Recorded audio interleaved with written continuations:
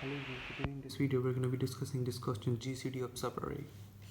Okay, so what basically the question is asking from you guys is that let me explain it with a test case. Let's suppose this is the given test case, this is the n and this is the k. Okay, so n is the like the size of the array which you're going to output, and k is the element which is you're going to compare with. Okay, so question is asking an array which is which is the which have the sum of all the GCD of its subarray equals to 4. So let me explain this.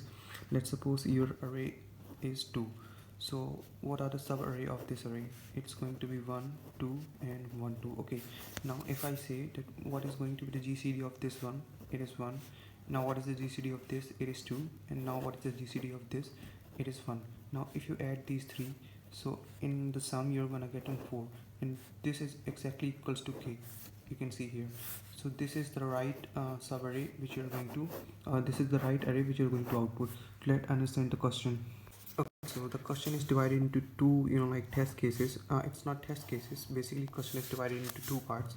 The first part is question is saying that when you aren't able to print the array, when the array is not present, then you can just output -1. Otherwise you can just print out the array which follow this the following conditions. Okay, so in case of -1, okay, we needed to find that when it is going to be the condition when we just need to output -1. Okay, so let me take one test case, 3 and 9. Okay, so in this case what is it saying? This is the n and this is k.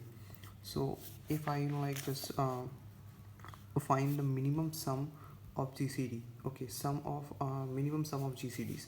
So let me take an example array. Let's say if I take 1, so what are going to be the subarray of this array? It is going to be 1 1 and 1. Consider these three elements as a separate element.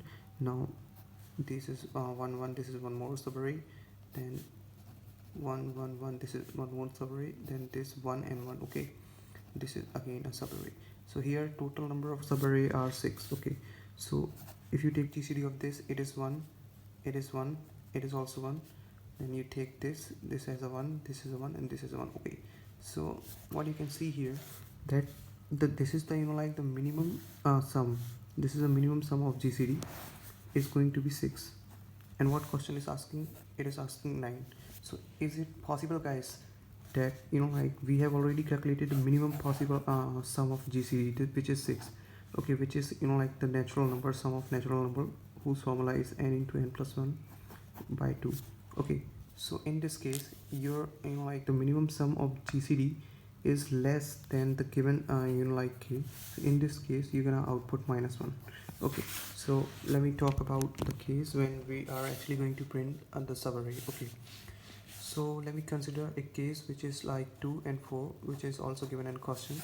So in this case let's suppose if you take the array is 1 1.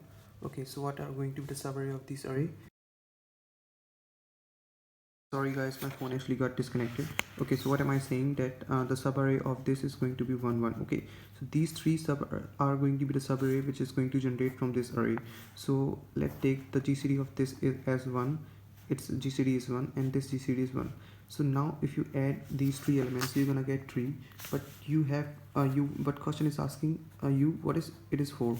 Okay, so just do one thing, just cut this element from this and take out the sum after just minusing one element. So its formula is going to be n into n plus 1 by 2 minus 1. Okay, so after taking sum of this is going to be 2 minus this from this given k. It is the given k, so just minus this from k. So 4 minus 2 equals to 2, and replace this 2 in place of this 1 plus 1 plus 2. So in this case you're going to get 4, which is exactly equals to what question is asking. So you can just print out this array. So code of the question is available in the description. Just go and check out the code. Also, if you like the video, just subscribe my channel.